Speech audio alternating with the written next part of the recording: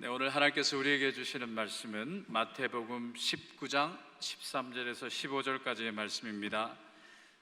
신약성경 32면에 있습니다.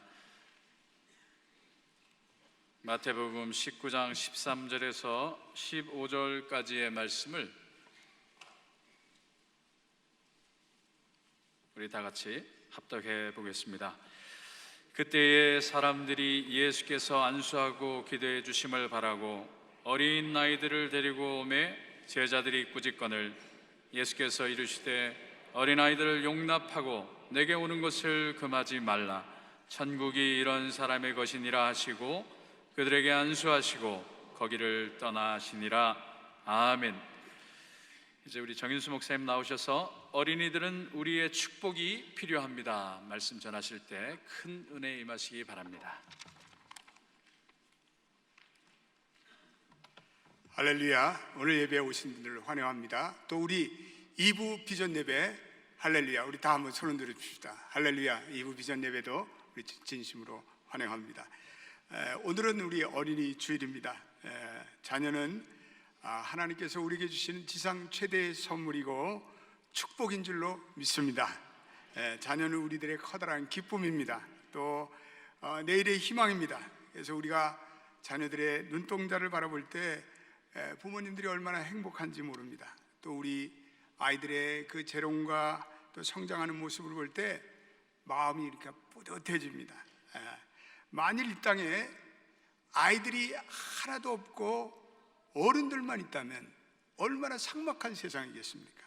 그러므로 우리 아이들은 우리에게 기쁨과 희망을 주는 소중하고 아름다운 존재임을 우리 믿게 되시기를 바랍니다. 우리 옆 사람과 인사할 때 어린이들은 우리의 기쁨이며 희망입니다. 이렇게 한번 다 인사해 보겠습니다. 비전 예배도 한번. 어린이들은 우리의 기쁨이며 희망입니다. 독일의 유명한 시인 하이네가 집에 친구가 찾아왔습니다. 근데 집안에 여러 아이들이 이렇게 놀고 있는 거예요. 근데 원래 집안에 아이가 없다는 것을 안 친구가 이상해서 물었습니다. 아니, 자네에게 아이가 없는데 이 아이들은 웬일인가? 그랬더니 하이네가 이렇게 대답했습니다. 동네에서 빌려온 아이들일세. 아이들의 떠드는 소리를 듣고 그들을 보아야 미래가 보이네. 아이들과 함께 있으니까 정말 기쁨을 느껴. 이런 얘기를 했습니다. 우리 한국의 유명한 철학자, 지금은 소천하신 안병욱 교수님이 계시는데 내 인생의 거울 앞에서라는 수필집에서 어린이를 예찬하면서 어린이는 인생의 새싹이다. 어린이는 가정의 보배이다. 어린이는 나라의 희망이다. 어린이는 결의 묘목이다. 한 집안이 잘 되려면 그 집안에서 어린이의 밝은 웃음소리가 들려야 한다. 그리고 한 가정이 행복하려면 그 가정에서 어린이의 글 읽는 소리가 들려야 한다. 한 나라가 번영하려면 그 나라의 어린이가 튼튼하게 자라야 한다. 어린이는 우리 민족의 싱싱한 묘목이다. 이런 말을 남기셨습니다.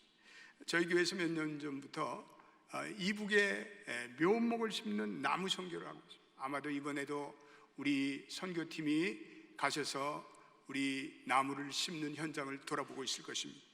이북이 이 고난의 행군을 하면서 심한 기아와 굶주림으로 인해 산의 나무들을 다 뜯어가지고 껍질째 먹고 나무를 베어 먹고 그럴 정도로 기근과 그리고 가난이 아주 심각하고 치열했습니다. 그래서 산의 나무란 나무는 다 뱄습니다. 그래서 산이 민둥산이에요. 제가 북한에 가보니까 나무가 없어요. 얼마나 가슴이 아픈지 몰라요. 홍수가 나면 그 나무들이 물을 저장하고 물을 막아줘야 할 텐데 홍수가 나면 그 나라 전체가 이 홍수로 범람하며 그렇습니다. 우리 교회에서 그 산에다가 나무를 수십만 주 심었습니다. 그래서 지금은 그 나무들이 제법 자랐어요.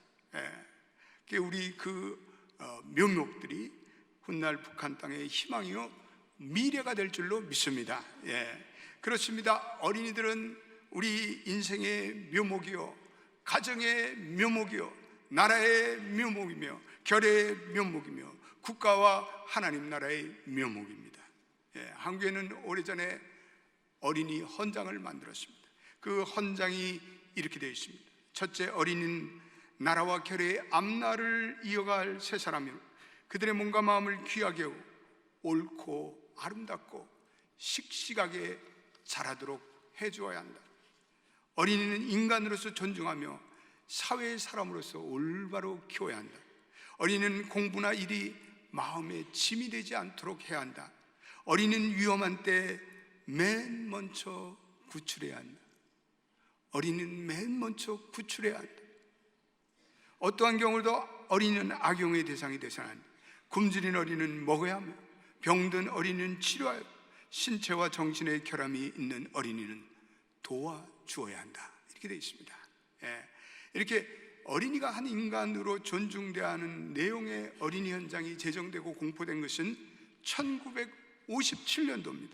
그러니까 한국이 지난날 역사 속에서 이 유교적인 문화 속에서 어린이의 인권이 경시되고 비인격적인 취급을 받았습니다. 얼마나 존중받지 못했던 것을 우리에게 보여주고 있습니다. 그 정도가 얼마나 심했으면 이 어린이 헌장이 제정되었을까. 요즘도 아동의 학대와 또 인권의 착취가 자행되고 있습니다. 위험한 때 맨 처음에 구출돼야 할 우리의 자녀들이 버려지고 있습니다. 이번에 세월호 참사로 우리 고등학교 자녀들이 많은 희생을 당했습니다. 맨 처음에 구조돼야 할 그 아이들이 외면되고 배를 움직이고 마지막까지 배를 지켜야 할 선장과 선원들이 맨 처음 빠져나왔습니다. 이런 나라가 어디 있습니까?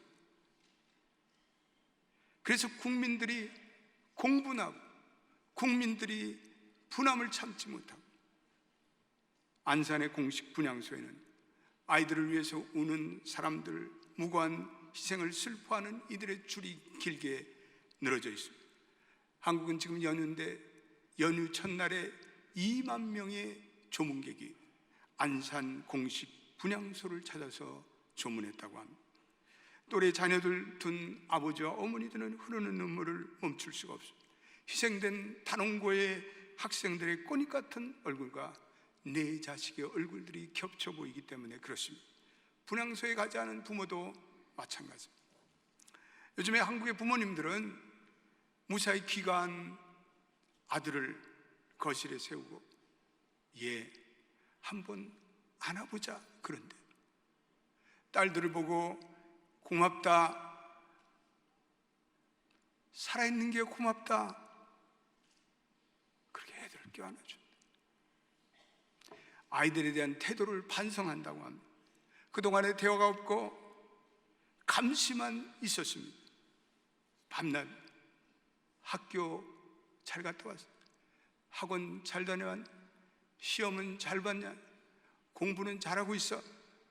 시험은 언제야? 그런 얘기들만 했다.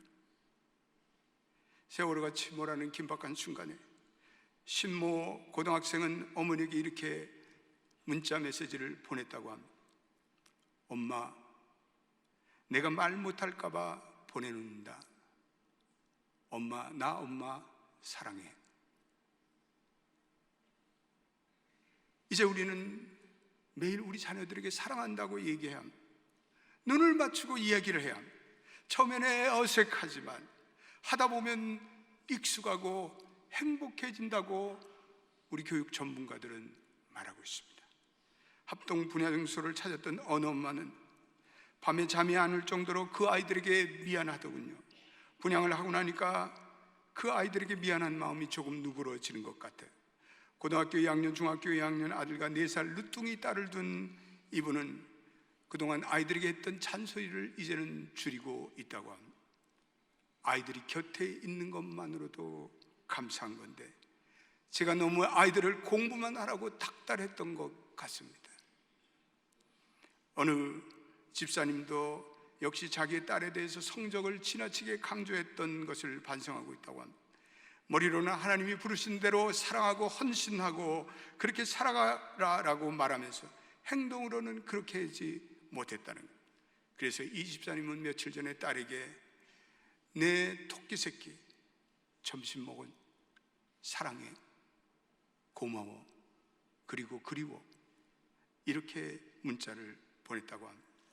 사실 아이가 살아있어 고맙다고 말하는 것조차 아이를 잃은 부모들에게는 죄송합니다.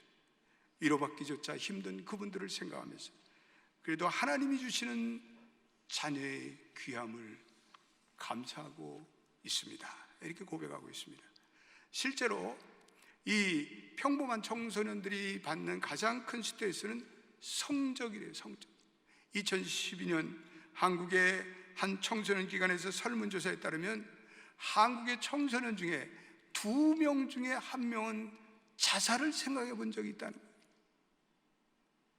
가장 큰 원인은 학업의 스트레스라는 거예요. 그 다음이 가족의 불화라는 거예요. 언어학자 정도상 씨는 저서 엄마로 돌아가라는 그 책에서 이렇게 얘기하고 있습니다. 많은 엄마들이 아이들의 공부를 감시하는 공부노동 감시자로 전락하고 있습니다.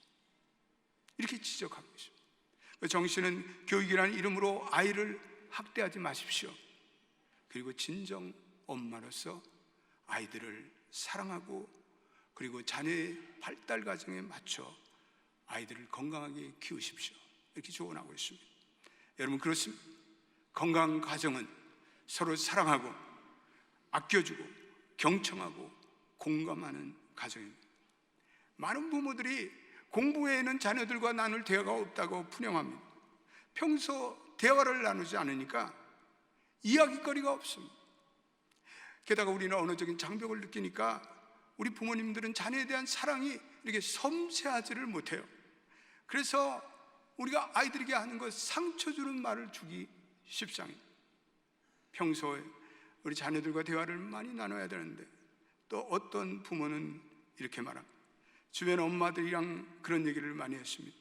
이번 사고가 누구 한 사람의 잘못이 아니라 결국 부를 위해서 이기적으로 살아온 우리 어른들의 잘못입니다. 아이들에게 경쟁으로 이기라고 할 것이 아니라 이웃과 나누고 남에게 베푸는 그런 사람이 되는 것이 더 소중하다는 것을 이제는 이야기해야 될 것 같습니다. 공부보다 인성과 성품이 더 중요합니다. 우리는 흔히 집에서 이런 대화를 많이 해요. 옆집에 데이비드는 공부를 그렇게 잘하는, 너는 틈만 있으면 텔레비전이나 보고, 이 못된 녀석. 이렇게 대화화법이 주로 이런 데서. 어느 청소년 전문가는 다른 사람과 비교하거나 모욕, 비난하는 말은 청소년 자녀들의 반발심을 키운다. 여러분들이 자녀들에게 공부하라고 고함 치르고 소리 지르는 것은 그들의 분노를 키운다. 교육 전문가의 얘기입니다. 오히려 부모가 관찰한 상황에 대해서 내가 지금 이 화난 감정을 솔직히 얘기하고 그리고 구체적으로 아이들에게 이것저것을 부탁하는 편이 낫다. 자녀들을 먼저 공감하라는 거죠. 그리고 그 다음에는 교훈하고 그 다음에는 잔소리하라는 거죠. 유명한 임상 심리학자 토니 험프리시도 건강한 가족은 경청하고 공감한다. 이렇게 따라하십시다. 건강한 가족은 공감하고 경청한다. 아멘. 네. 자녀는 때때로 우리의 인생의 십자가처럼 느끼지만 자녀는 우리에게 주시는 하나님의 큰 선물임에 틀림없습니다. 기독교 상담 심리학자 데이비드 클락은 부모의 첫 번째 임무는 자녀들이 사랑받는 사실을 수정처럼 느끼게 해주는 것이 부모의 가장 첫 번째 임무다. 이렇게 얘기하고 있어요. 매일 하루에 3번 이상 내가 너를 사랑한다. I love you. 그렇게 하라는 거예요.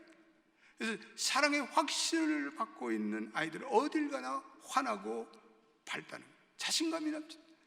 우리 여기 할아버지 할머니들이 많이 앉아 있는데 우리 할아버지 할머니들이 손자들을 끼얹죠. I love you.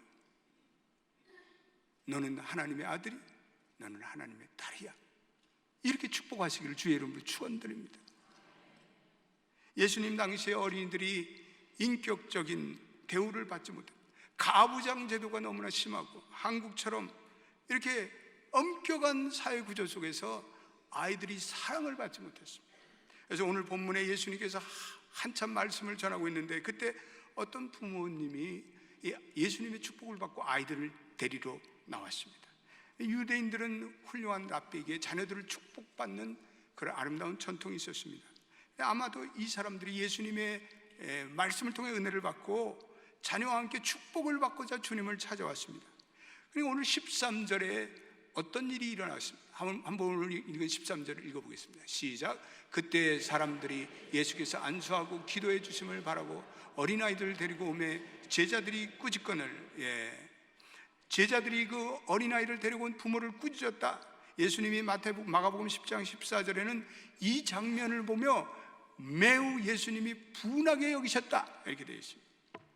제자들 향한 예수님의 꾸지람은 신랄했습니다. 제자들이 어린아이를 데리고 온 부모님들을 꾸짖었기 때문에 그렇습니다. 예수님은 그 아이들을 자기에게 오게 하셔서 이렇게 말씀하셨습니다. 14절도 우리 한번 읽어보겠습니다. 뭐라고 예수님께서 시작. 예수께서 이르시되 어린아이들을 용납하고 내게 오는 것을 금하지 말라. 천국은 이런 사람의 것이니라 하시고, 우리는 오늘 이 장면에서 많은 믿음의 교훈을 우리는 받아야 합니다. 첫째로, 아이들은 꾸짖음의 대상이 아니라 사랑의 대상이에요. 오늘 본문에 보면 어린이를 꾸짖는 제자들의 모습을 볼 수가 있습니다. 아이들이 야단을 맞아야 할 이유가 뭡니까? 아무리 눈을 씻고 봐도 아이들이 이 야단을 맞아야 할 이유를, 제자들이 무슨 이유로 아이들을 야단쳤는지 알 길이 없습니다. 물론 아무런 이유 없이 야단을 쳤겠어요. 아마 아이들이 보채거나 울거나 또 나오면서 뛰거나 소란을 피웠는지 모릅니다. 그렇지만 그것이 공개적으로 야단칠 일은 아니라는 거죠. 당시의 사회 분위기를 보여주고 있습니다. 어린이를 인격적으로 존중해주지 않는 모습, 어린이를 어린이로 보는 것이 아니라 어른의 시각에서 아이들을 보는 거죠. 어린이들이 어른과 같이 점잖게 행동을 해야 된다, 이렇게 생각을 한다는 거예요. 잘못된 생각이에요. 어린이는 어린이입니다. 어린이는 그 발달 과정에서 그들은 최상의 발달을 하고 있는 것입니다.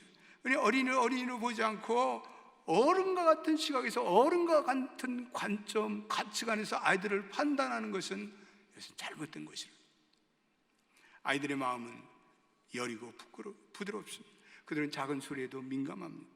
조그만 꾸지람에도 그들은 눈물샘이 금방 터집니다. 아이들을 용납한다는 것이 쉬운 것 같으면 어려운 일입니다. 우리 어른들은 충동적입니다. 감정적이고 우리 윽박지르는 경향들이 많습니다. 우리는 아이들을 대할 때 우리는 따뜻하고 사력 있고 신중하게 아이들을 대하는 지혜가 필요합니다. 우리 부모님의 마음에, 가슴에, 우리 마음에 그리스도의 사랑으로 촉촉하게 젖어 있다면 우리는 아이들을 사랑의 존재로 대할 것입니다. 그러나 우리의 마음속에 사랑이 없고 우리의 마음속에 냉정한 마음이 되면 아이들을 대하면서 그런 것이 우리의 모습 속에서, 우리의 언어 속에서 나타납니다. 우리에게 다가오는 아이들을, 내가 피곤한데 너 우리에게 엄마를 성가시게, 우리는 아이들을 꾸짖습니다. 아이들의 단점이 먼저 보입니다. 아이들의 잘못을 늘 확대해서 생각합니다. 아이들에게 쉽게 짜증을 냅니다. 아이들에게 무심코 냉정한 말을 던집니다. 나의 완고한 마음과 고집으로 아이들에게 상처를 줍니다. 그래서 바울은 골로새 3장 21절에 이런 말씀을 하면서 우리 부모들을 도전하고 있습니다. 읽어보겠습니다. 시작. 아비들아 너희 자녀를 노엽게 하지 말지니 낙심할까 함이라. 아비들아 너희 자녀를 경록해 말지니 낙심할까 함이라. 이 아버지들이 보면 자녀들에게 harsh한 word, 거칠은 말을, 아이들이 상처를 받아요. 그 말에 아이들의 상처를 품습니다. 아이들의 마음속에 부모들의 냉랭함으로 상처를 받으면 그 곱고 아름다운 마음이 상처와 독소로 변합니다. 상처의 씨앗이 아이들의 마음속에 깊이 새겨집니다. 아름답고 꽃향기를 발해야 할 마음이 독소를 품는 완고하고 딱딱한 심령이 되는 경우가 얼마나 많습니다. 오늘 본문에서 제자들이 이렇게 생각했는지 모릅니다. 저 아이들이 감히 어떻게 저 높으신 예수님을 가까이 하려는 거예요. 그래서 부모님을 꾸짖었는지 모릅니다. 그러나 예수님께서는 이들의 제자들을 신랄하게 꾸짖으셨습니다. 오히려 어린이를 아끼는 예수님이, 예수님의 원하시는 하나님의 나라는 이 아이들과 같이 되어야 된다 라고 오히려 제자들을 하나님 나라 사역의 방해꾼으로 예수님은 생각하고 있습니다. 우리는 종종 그런 실수를 저지릅니다. 예수님을 위한다는 명분으로 아이들을 예수님의 주변에서 멀어지게 할 예배를 드리면서 아이들이 조금만 움직이고 떠들면 참지 못하고 아이들을 쫓아내는 경우가 있습니다. 제가 오래전에 교육전도사를 했을 때인데 미국 교단에서 손님들이 왔는데 그때 교회 학교 교육에 대한 무슨 그런 얘기를 나누고자 그렇게 손님들이 왔어요. 이게 이제 제가 생각하는 데는 이 아이들을 위한 교육과 관련된 것 때문에 아이들을 동석시키자고 제안을 했습니다. 그랬더니 당회 장로님들이 막 저보고 뭐라 그러는 거예요. 아이들을 데려오면 이 분위기가 어떻게 되겠냐. 그 자리가 망가진다는, 제가 그때 얼마나 실망을 했는지 모릅니다. 마태복음 10장에 예수님은 아이들을 멸시하는 제자들을 분이 여기셨다 이렇게 얘기하고 있습니다. 예수님이 분이 여기실 정도로 예수님은 아이들을 사랑하셨습니다. 아이들은 내게 오는 것을 용납하지 말고 금하지 말라. 그리고 아이들을 팔에 안고 그리고 부드러운 손으로 아이들을 머리에 안수하고 그리고 축복 기도하셨습니다. 주님의 사역 중에 아이들이 제외된 적이 한 번도 없습니다. 오히려 하나님의 나라에 들어가려면 너희가 이 아이들과 같이 되어라. 아이들이 하나님 나라의 중심적 인물로 부각시키고 있습니다. 하나님 나라에 들어갈 자격을 예수님은 말씀하고 있습니다. 모든 부모님들은 또 우리 할아버지 할머님들은 이 아이들의 손자 손녀들의 특성을 이해하고 용납하는 지혜가 필요합니다. 어느 아동 전문가가 이런 글을 썼습니다. 아이들은 실수를 자주 합니다. 그 실수를 용납해야 합니다. 아이들은 눈물을 자주 흘립니다. 그 눈물을 닦아주세요. 아이들은 쉽게 겁에 질립니다. 그 심정을 잘 헤아려 주세요. 아이들은 갖고 싶은 것이 많습니다. 그 마음을 이해하셔야 됩니다. 아이들은 놀이를 좋아합니다. 그 마음을 용납해야 됩니다. 아이들은 부모님의 품을 몹시 그리워합니다. 가슴에 안고 품어주세요. 아이들은 물과 우유를 잘 썼습니다. 그 실수를 용납해야 합니다. 물과 우유를 잘 썼잖아요. 이 녀석 또 쏟았어. 그러지 말고 그 실수를 용납하라. 아이들은 무엇을 잘 망가뜨립니다. 그 실수를 용납하세요. 아이들은 개성이 있습니다. 그 개성을 존중해 주세요. 아이들은 인격이 있습니다. 그 인격을 존중해 주세요. 아이들이 감정이 있습니다. 아이들이 그 감정을 잘 표현하도록 도와주세요. 용납한다는 것은 어린이의 잘못을 방광한다는 얘기는 아니고 아이들의 그 동기를 잘 살펴보라는 거예요. 용납한다는 것은 아이들을 무책임하게 내버려 둔다는 의미가 아니라 그들 스스로 일어설 수 있도록, 그래서 스스로 책임지도록 이끌라는 것입니다. 우리는 아이들을 그리스도의 사랑으로 잘 용납한다면 아이들은 우리의 말에 귀를 기울입니다. 아이들은 용납하는 사람을 두려워하지 않습니다. 용납하는 사람을 따릅니다. 용납하는 사람들의 마음 다가와 대화의 문을 열고 마음껏 이야기합니다. 우리 교회 어느 장로님이 계신데 청소년 사역을 열심히 하세요. 근데 이 장로님은 뭐 영어를 잘하는 것도 아니고, 그런데 이 세애들이 그 장로님한테 와갖고 자기의 이야기를 다 얘기하는 거예요. 자기의 가정의 어려움을 다 얘기하고 자기의 아픔을 얘기하는 거예요. 왜냐하면 그 장로는 들어주기 때문에, 잘 들어주기 때문에, 이해해주기 때문에 아이들은 그분에게 자기의 마음을 다 털어놓습니다.